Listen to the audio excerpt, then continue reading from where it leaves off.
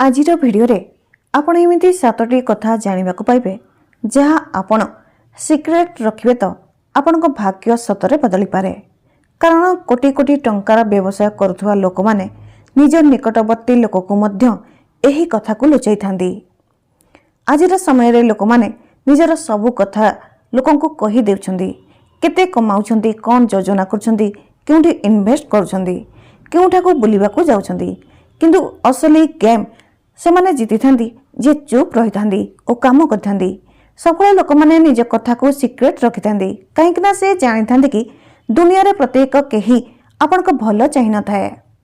किछि लोक आपन को सफलता रे खुशी नुहे बरम चिंतित हो जांती। एबे आपन जानिबे सही 7टी कथा जहा बहुत छोट लागि पारे, किंतु जदि आपन एहा को बुझी गले तो एहा आपन को पूरा भावना को बदलाई देबो। जदि आपन चाहिबे किछि कथार अनुसरण करिवे तो आपण शीघ्र धनी होई परिबे। आपण को जीवन बदलिबा को बहुत समय लागिबो नाही। केवल किछि कथा गुप्त रखिबे।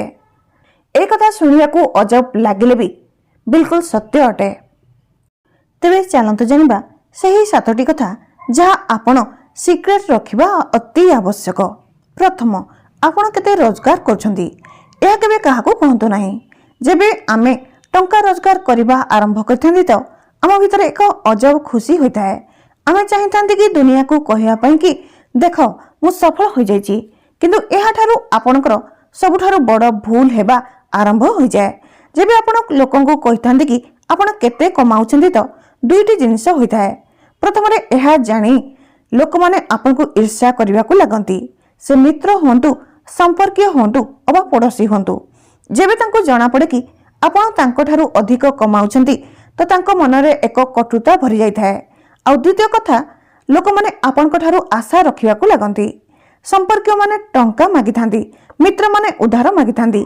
आ धीरे धीरे आपण निजे एक एमिति स्थिति रे पहुंची जांती जेउठी प्रत्येक केही आपण को ठारू किछि चाहि थांदी। उदाहरण एक सत्य घटना उपरे आधारित। जणे व्यक्ति ऑनलाइन बिजनेस आरंभ करथिले। 3 मास रे ही तांको इनकम लक्ष्य रे पहुंची गला। खुशी रे से समस्त को कहिदेले, संग साथी संपर्कीय आदि समस्त को। किंतु 1 वर्ष रे तांको शांति हजि गला। केबे किए विवाह पई टंका मागी थाए, केबे किए गाड़ी पई मागी थाए। आ जेबे से मना कर दियंती तो सही लोक माने तांको विरोध रे होई गले। आज से निजे कहिथांदी कि काश मु काहाकू निज रोजगार विषय रे कहि न थांदी। एति पई आपण जेते भी कमाउछंती एहा निज पर्यंत सीमित रखंतु। जदि कहीं पचारिबे कि केते कमाउछंती तो बस हसी दियंतु, बस ठीक ठाक चलुची। मने रखंतु आपन को इनकम आपन को व्यक्तिगत कथा होई थाए। एहा को अन्य मान को आगरे कहिबा आपन को सबुठार बड़ भूल होई थाए। द्वितीय हेउची निजर भविष्य पई करिथिबा योजना काहाकू कहंतु नाही। जेउ स्वप्न आपन को हृदय रे अछि ताहाकू समस्त को कहिबा बंद कर दियंतु। काहेकि जेबे आपण निज योजना विषय समस्त को कही थांदी तो दुईटी कथा होता है। प्रथम लोक माने आपण को मनोबल भांगी थांदी।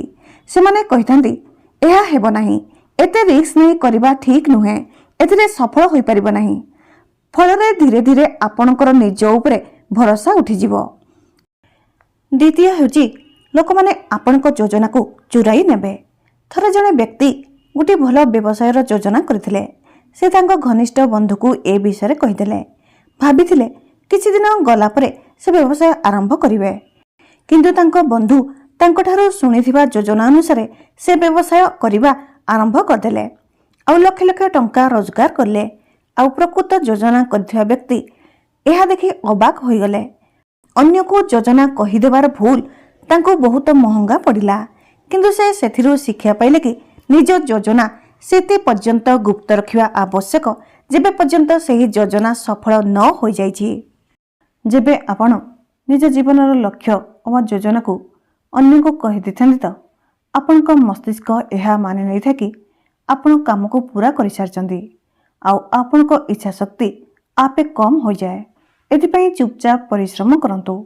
आ जेबे फलाफल आसीबो तो दुनिया आपे कहिबो कि एहा केमिति करनेल। तृतीय कथा, निज दुर्बलता काहाकू कहंतु नाही। एही दुनिया रे प्रत्येक व्यक्ति को आपण को कहानी जानिबा पई आग्रह न थाए। किछि लोक केवल आपण को दुर्बलता जानिबा पई चाहिथांती, ହେଲେ ସେ କେବେ ସୁଯୋଗ ଦେଖି ତାହାର ବ୍ୟବହାର ଆପଣଙ୍କ ବିରୋଧରେ କରିପାରିବେ। ଯେବେ ଆପଣ କାହା ସାମ୍ନାରେ ନିଜ ଅସୁବିଧା ବିଷୟରେ ଜଣାଇଥାନ୍ତି ତ ଆରମ୍ଭରେ ସେ ସମ୍ବେଦନ ଜଣାଇଥାନ୍ତି। ସେ କହିଥାନ୍ତି, ଆରେ ତୁମ ସହ ଏପରି କିପରି ହେଲା? କିନ୍ତୁ ଭିତରେ ସେ କେତେଥର ଖୁସି ହୋଇଥାନ୍ତି କି ଯାହା ହେଉ ଇଏ ବି ତଳକୁ ଖସିଗଲା।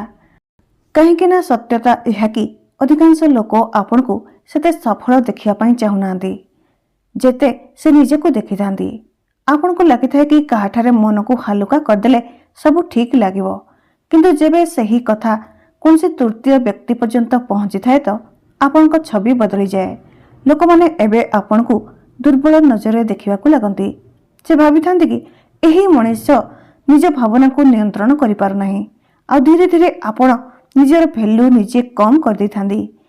ଏଥିପାଇଁ ମନେ ରଖନ୍ତୁ, ଆପଣଙ୍କ ଦୁର୍ବଳତା ଆପଣଙ୍କ ବ୍ୟକ୍ତିଗତ ଅଟେ।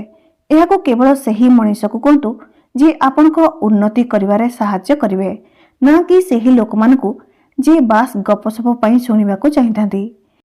ମହାନ ଲୋକଙ୍କ ଏହା ଅଭ୍ୟାସ ହୋଇଥାଏ କି ନିଜ ପରାଜୟ, ନିଜ ଭୟ, ନିଜ ପୀଡ଼ାକୁ ନିଜ ଭିତରେ ସମ୍ଭାଳିଥାନ୍ତି ଆଉ ତାକୁ ନିଜ ଶକ୍ତିରେ ବଦଳାଇଥାନ୍ତି। ସେ କାନ୍ଦି ନଥାନ୍ତି, ଅଭିଯୋଗ କରିନଥାନ୍ତି, ବାସ୍ ଚୁପଚାପ ପରିଶ୍ରମ କରିଥାନ୍ତି। କାହିଁକି ନା ତାଙ୍କୁ ଜଣାଥାଏ କି ଦୁନିଆ ତାଳି ସେତେବେଳେ ବଜାଇଥାଏ ଯେବେ ଆପଣ ଜିତିଥାନ୍ତି, କିନ୍ତୁ ଯେବେ ଆପଣ ତଳେ ପଡ଼ିଥାନ୍ତି ତ ସେହି ଲୋକମାନେ ହସି ବି ଥାନ୍ତି। ମନେ ରଖନ୍ତୁ, କେବେ ନିଜ ଦୁର୍ବଳତା କାହାକୁ କୁହନ୍ତୁ ନାହିଁ, କାହିଁକି ନା କିଛି କଥା ନିଜ ଭିତରେ ରହି ଆପଣଙ୍କୁ ଆହୁରି ଅଧିକ ମଜବୁତ କରିଥାଏ। ଚତୁର୍ଥ ହେଉଛି, ନିଜ ପ୍ଲାନିଂ କାହାକୁ କୁହନ୍ତୁ ନାହିଁ। ଏହା ବହୁତ ଗଭୀର ଅଟେ, କିନ୍ତୁ ଯଦି ଆପଣ ଏହାକୁ ବୁଝିନେଲେ ତ ଜୀବନରେ ଆପଣ ବହୁତ ଆଗକୁ ଚାଲିଯିବେ। ପ୍ରତ୍ୟେକ ବଡ଼ ମଣିଷ ଆଗକୁ ସେ କ'ଣ କରିବାକୁ ଯାଉଛନ୍ତି ତାକୁ ସମସ୍ତଙ୍କ ଠାରୁ ଗୁପ୍ତ ରଖିଥାନ୍ତି। କାହିଁକି ନା ଆପଣ ଆଗକୁ କ'ଣ କରିବାକୁ ଯାଉଛନ୍ତି ଜଣା ପଡ଼ିଯାଏ ତ ତାକୁ କିଏ ନକଲ କରିନିଏ, ନଚେତ୍ କେହି ପ୍ରତିବନ୍ଧକ ସୃଷ୍ଟି କରିଥାଏ। ଆପଣ ଦେଖିଥିବେ କି ଶତରଞ୍ଜରେ ବି କେହି ଖେଳାଳି ନିଜ ଚାଲ ବିଷୟରେ କହିଦିଏ ତ ସେ ଖେଳ ହାରିଯାଆନ୍ତି। କାହିଁକି ନା ସାମ୍ନା ଲୋକ ତାଙ୍କ ରଣନୀତିକୁ ପ୍ରଥମରୁ ହିଁ ବୁଝି ଯାଇଥାଏ। ଜୀବନ ବି କିଛି ଏହିପରି।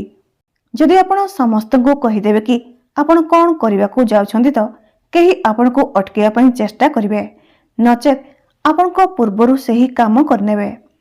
ଥରେ ଜଣେ ମହାନ ବ୍ୟକ୍ତି କହିଥିଲେ, ସଫଳତାର କୁଞ୍ଜି ଏହା ନୁହେଁ କି ଆପଣ କ'ଣ କରିଥାନ୍ତି, ବରଂ ଏହା କି ଆପଣ କ'ଣ ଲୁଚାଉଛନ୍ତି। ପ୍ରତ୍ୟେକ ସ୍ୱପ୍ନ ସେତେ ପର୍ଯ୍ୟନ୍ତ ଗୁପ୍ତ ରହିବା ଆବଶ୍ୟକ ଯେବେ ପର୍ଯ୍ୟନ୍ତ ତାର ଫଳାଫଳ ନ ଆସିଛି।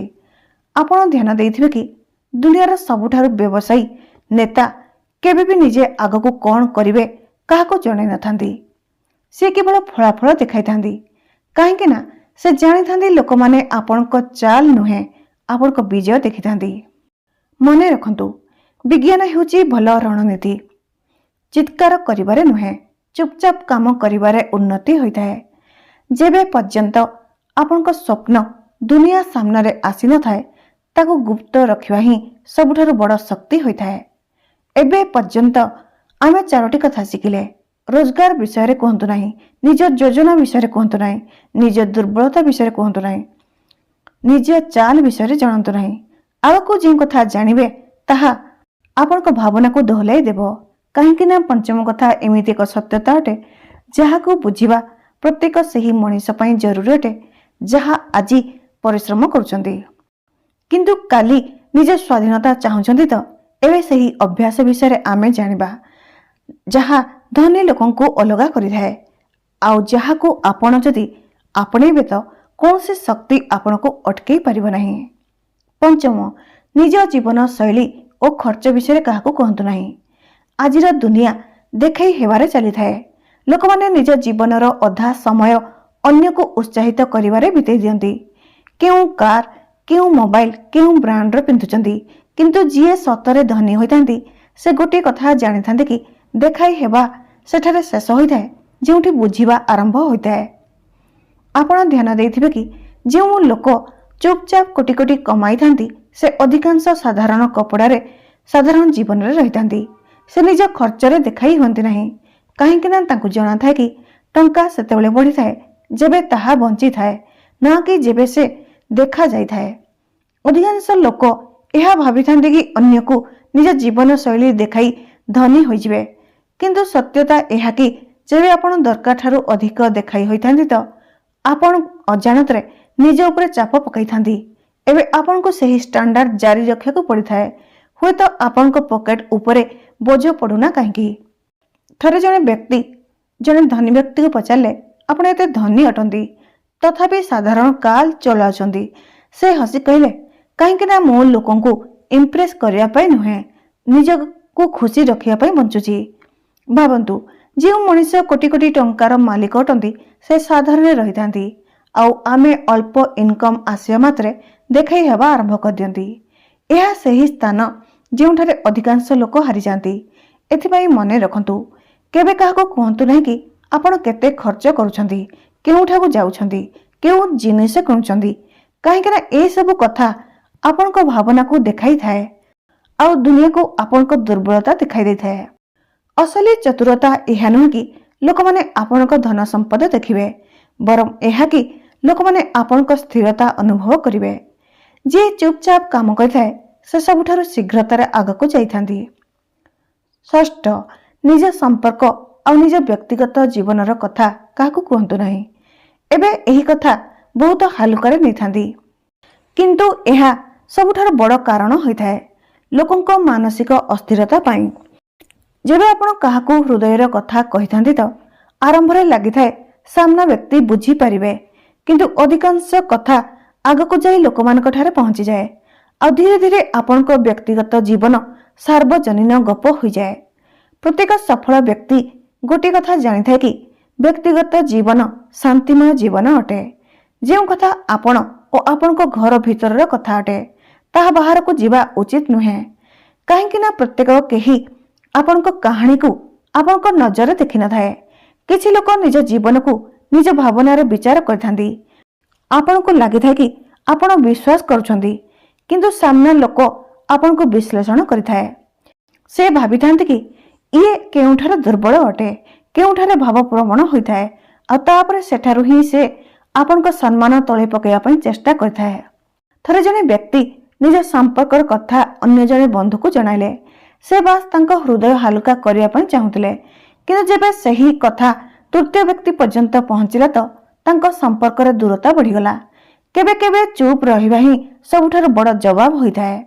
ଆଉ ଏହା ମଧ୍ୟ ସତ୍ୟ ଅଟେ, ସବୁ କଥା କହିବାରେ ସ୍ପଷ୍ଟତା ମିଳିନଥାଏ, ବେଳେବେଳେ ଚୁପ୍ ରହିବା ବି ସ୍ପଷ୍ଟତା ଆଣିଥାଏ।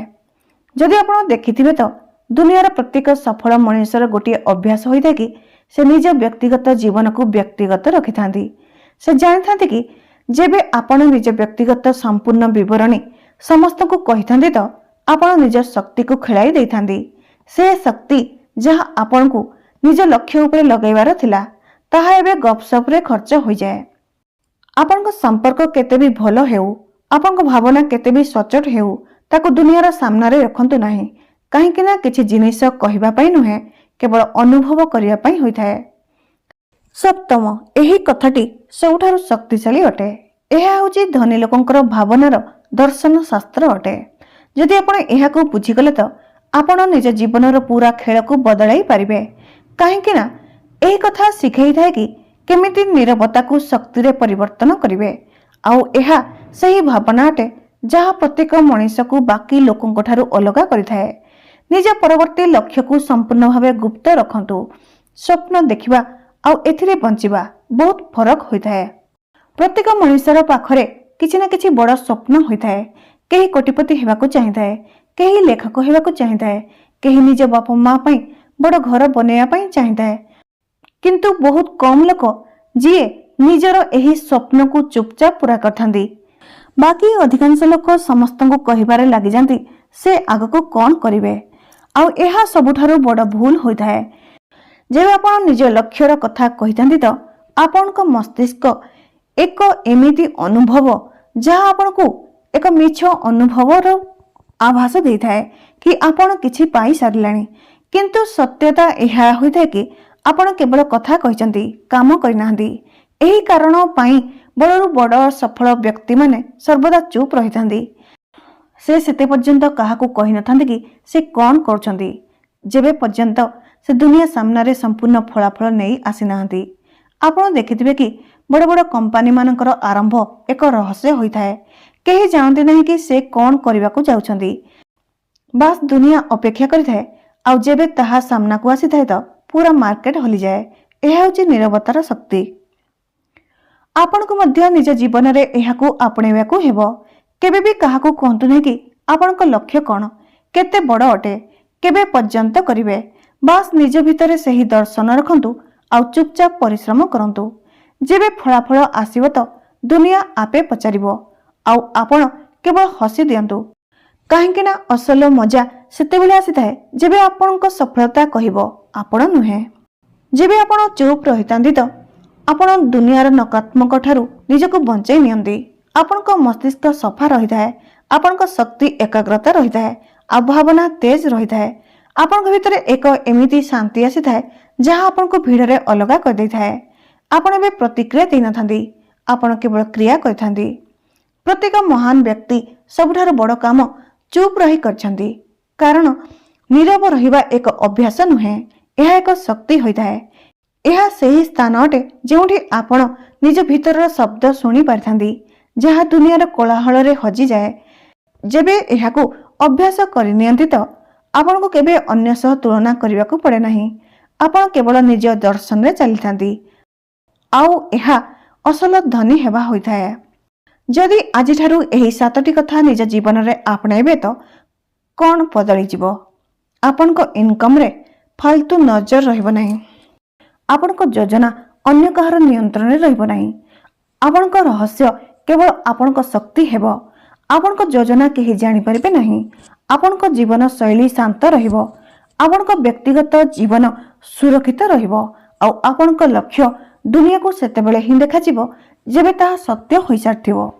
ଭାବନ୍ତୁ, ଏମିତି ମଣିଷକୁ କେହି ଅଟକାଇ ପାରିବ? ଏମିତି ମଣିଷ ନା ଥକିଥାଏ ନା ଅଟକିଥାଏ, କାହିଁକି ନା ସେ ବାହାରେ ନୁହେଁ, ନିଜ ଭିତରେ ଚାଲୁଥାନ୍ତି। ଯଦି ଆପଣ ଚାହୁଁଛନ୍ତି ଏହିସବୁ କଥା ଆପଣଙ୍କ ଜୀବନରେ ବାସ୍ତବରେ ପ୍ରଭାବ ପକାଉ ତ ଭାବିବା ବନ୍ଦ କରନ୍ତୁ ଆଉ ଏଥିରେ ବଞ୍ଚିବା ଆରମ୍ଭ କରନ୍ତୁ। କାରଣ ଜୀବନ ତାଙ୍କର ବଦଳିଥାଏ ଯେ ପ୍ରତିଦିନ ନିଜ ଭିତରେ ଏକ ଗୁପ୍ତ ନିଆଁ ଜଳାଇ ରଖିଥାନ୍ତି, ଚୁପଚାପ କାମ କରନ୍ତି। ଦୁନିଆ ତାଙ୍କୁ ମନେ ରଖିଥାଏ ଯିଏ କମ୍ କଥା କହିଥାନ୍ତି ଓ ଅଧିକ କାମ କରିଥାନ୍ତି। ଆଜିର ଏହି ଭିଡ଼ିଓଟି ଆପଣଙ୍କୁ କିପରି ଲାଗିଲା କମେଣ୍ଟ କରି ଜଣାଇବେ। ଭିଡ଼ିଓଟି ଭଲ ଲାଗିଲେ like, comment, share and subscribe କରନ୍ତୁ। ଧନ୍ୟବାଦ।